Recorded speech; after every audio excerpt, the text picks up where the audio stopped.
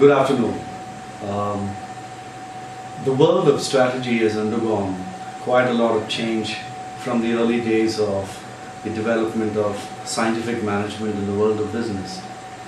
As time progressed, corporate America went through a lot of stages of evolution insofar as understanding the nature and structure of the public enterprise as well as the private enterprise.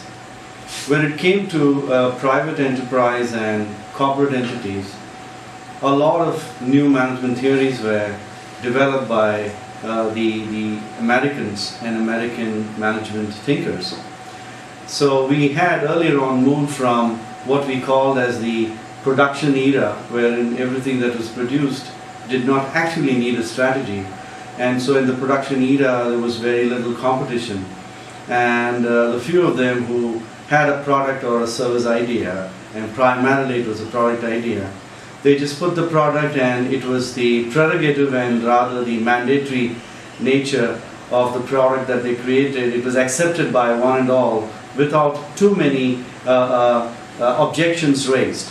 But as we moved from the production era to the sales era, there were few more guys who were adding a lot of heat in the marketplace, and the heat in the marketplace became a little unbearable because the number of players doubled or tripled, thereby resulting in what we called as a sales era, with a lot of high pressure sales being introduced by a lot of competitors in the marketplace.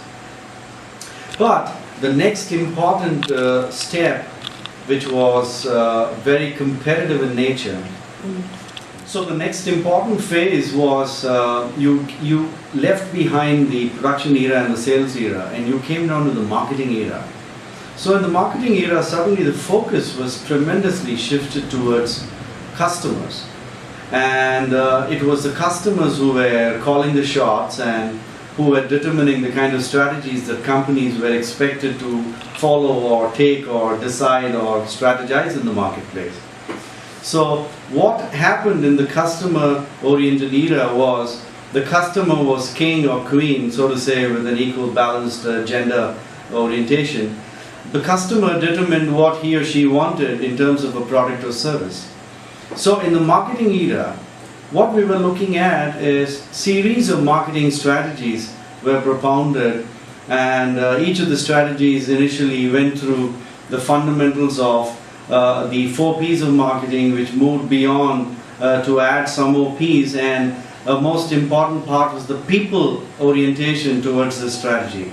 So while the product, place, promotion and price was in order, but ultimately the strategic difference or the differentiation was brought through people orientation. But as we moved from one stage to the other, and in the marketing era especially, this stage was hyper competitive. So with hyper competition, which picked up gradually because of the nature of tremendous competitive forces which were fighting with each other, it was a dogfight in the market. Now when it came to a dogfight, that's when we realized the importance of how a new strategy has to be put in place. On the one hand, we know that when a new set of players join the marketplace, you have what you call as a market sharing, wherein 8 players with 2 more new players share the market with the additional 2 players, and in so far as this sharing is concerned, becomes a whole market sharing activity. But when there are a couple of players who come in with an absolutely new idea or a concept or a service, you call this market creation. So in market creation, what we are talking about is a blue ocean strategy.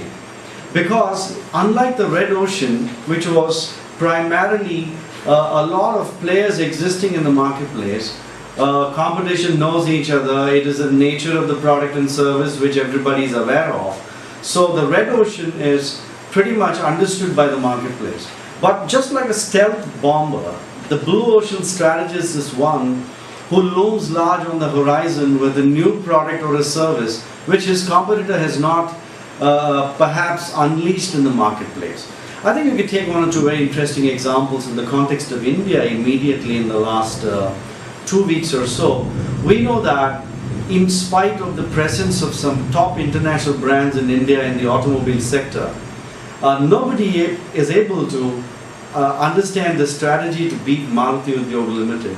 They hold a 45.5 or whatever percentage that is. Perhaps we can debate it whether it's +5 or -5, but they are the market leaders nevertheless. Now, why would the Toyotas and the GMs and the Volkswagens and the Fiats and the Fords of the world not understand why is it that they can't bring in a blue ocean approach to the marketplace? Now let's take an example of what Maruti has been constantly doing, and in the recent past, if you see, they have introduced the first electric hybrid diesel version of the car in Shiaz. They have plonked an electric motor which will use a deceleration, and wherever there's a rotation or rather the reverse of the RPM, the kind of energy that they get, they are transferring that into fuel economy and savings. Now, none of the other players were looking at this, although we have been hearing about Prius hybrid for a long time, which is a more or less pretty detailed hybrid. Now that we all know that the world hasn't really accepted that blue ocean hybrid from Prius, from Toyota in a big way. But look what Maruti has done. It is looked at blue ocean approach with the hybrid electric being plonked into the diesel engine. And looking at the Maruti strategy in the past, I'm sure they would build a competitive price for this in spite of the fact that it's a new kind of blue ocean strategy where while all the competitors are either looking at a petrol engine or a diesel engine or the variants or the turbocharging, they are playing primarily with two engines. But here is Maruti with the blue ocean strategy where they're saying, okay, we are not just only focusing on the diesel and the petrol category, we are plonking something new which is like an electric generator motor which is building that kind of energy which will be stored in the very, very specialized battery as Maruti calls it, and this in turn is going to help achieve further fuel efficiency. Now this is how a blue ocean strategy is built in the marketplace, wherein your competitors are not aware of it or they are not too serious about it. You just move in like a stealth bomber and very quickly land up in the marketplace with an early strategy, which means you are a pioneer in the marketplace. So more or less, if you see, a lot of blue ocean approaches have resulted in me too products at a later stage, and well, ultimately there is a time when the blue ocean converts itself in a time span into red ocean.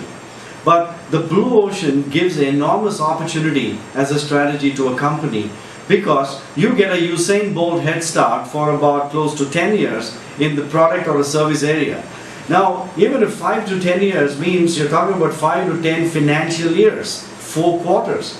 So if you can make profits in 5 to 10 years and so many quarters involved in them, you are not only far ahead of competitors in terms of the strategy called blue ocean, but you still can make your stakeholders happy, because increasingly stakeholders are looking at better returns. And when you look at hyper competition, it is becoming difficult for companies to return all the investments that the stakeholders are expecting. So blue ocean is an amazing strategy to follow, wherein a company reaps the dividend of this strategy for a long time to come. Thank you.